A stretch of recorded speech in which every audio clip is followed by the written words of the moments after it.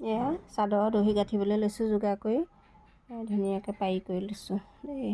এতিয়া মই দহি বনাম। লগতে মই দঘু বস্তু এটা দিব লাগিব। দঘু বস্তুটো মই এই গাৰুটোকে দি ল'লোঁ। প্ৰথমতে মই সূতা লৈ লৈছোঁ। এতিয়া মই সূতাটো কাটি ল'ম, নেচাটো যিটো প্ৰয়োজন অলপ অলপকৈ সূতা মিলাই ল'ম। এয়া মই সূতা নেচা মিলাই লৈছোঁ। ৰঙা এটা দিম, বগা দিম, এনেকৈ মিলাই দিম। প্ৰথমতে এয়া ধুনীয়াকৈ পতিটো চিলাই ল'ব লাগে। পতিটো চিলাই লৈ কিনাৰটো চিলাই ল'ব লাগে। চিলাই লোৱাৰ পিছত আমি কি আছে সেইটো চাব লাগিব। আমাৰ এতিয়া এই ফুলটো আছে ৰঙা, গতিকে আৰু বগাটো আছে। এই দুটা সূতাইহে আমি ব্যৱহাৰ কৰিব পাৰিম। গতিকে কি সূতা ব্যৱহাৰ কৰিম সেইটো নিজৰ ওপৰত ভিত্তি কৰিব লাগিব। এতিয়া ধৰি লওক মোৰ ৰঙাটো ভাবিছোঁ, মই ৰঙাটো দিওঁ আৰু বগাটো দিওঁ বুলি ভাবিছোঁ। গতিকে মই ৰঙা বগা মিলাই ইয়াৰ 5 পাহ তাৰ 5 পাহ তেনেকৈ মিলাই মই এতিয়া এই চাদৰখনৰ দহি বটিবলৈ লৈছোঁ দেই। এয়া চাব, মই এনেকৈ ইয়াৰ 5টা তাৰ 5টা তেনেকৈ দহি বটিম। মই এয়া চাওকচোন গাঁঠি কেনেকৈ দি ল'লোঁ। এতিয়া সূতাটো এনেকৈ দি লৈছোঁ। দি লৈ মই এতিয়া গাঁঠি 2-3টা দি দিম। টানি দিব লাগিব গাঁঠিটো।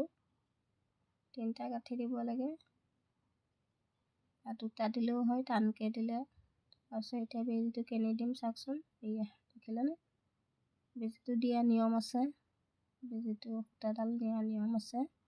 এনেকৈ দিব লাগিব। শিকি ল'বচোন, ঘৰত সকলোৱে নিজৰ কাপোৰযোৰ তৈয়াৰী কৰি ল'ব পাৰিব। আমি নিজৰ কামবোৰ নিজে কৰি ল'লে কিমান ৰেহাই নহয়নে বাৰু? গতিকে কৰিব লাগে মাজে মাজে। এযোৰ কাপোৰ চিলাবলৈ এতিয়া আমাৰ 1000 চুই যায়। গতিকে সূতা যোগাৰ কৰি লৈছোঁ। ইমানটো জোখত দিম মই, সূতা ইমানটোৱেই দিম। এয়া সূতা যোগাৰ কৰি লৈছোঁ। এতিয়া দেখিছেনে হৈ গ'ল।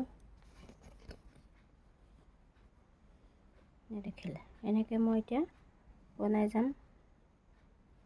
যিটো হৈছে সেইটো মই হেৰিয়াত দেখুৱাই দিছোঁ। এয়া ক'ৰবাত এডাল আগ পিচ হৈ থাকিলে ধুনীয়াকৈ পিছত মিলাই দিলেই হ'ল।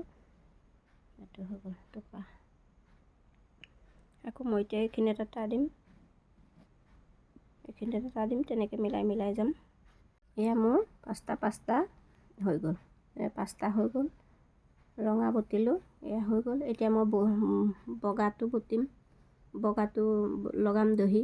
এতিয়া বগাটো এয়া যোগাৰ কৰি লৈছোঁ। এতিয়া বগাটো টোপা বনাই যাম। তাৰ 5টা দিম। এয়া মোৰ বগা 5টা হৈ গ'ল। এয়া 5টাকৈ দিলোঁ। এয়া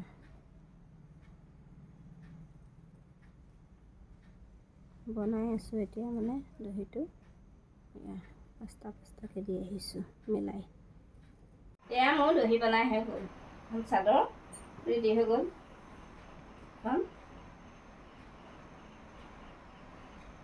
এয়া এতিয়া কৰিলোঁ, মেখেলাখন চিলালোঁ আৰু লগতে দহি বটিলোঁ। কাইলৈ ব্লাউজটো চিলাম। চাওকচোন, ঘৰতে থাকি এযোৰ কাপোৰ যেতিয়া মই নিজেই তৈয়াৰী কৰিব পাৰিছোঁ, মোৰ কিমান ৰেহাই হৈছে। গতিকে সকলোৱে সকলো কামখিনি কৰিব লাগে নহয়নে? আমি সকলো কামেই কৰিব জানো আৰু কৰি যাওঁ এনেকৈ।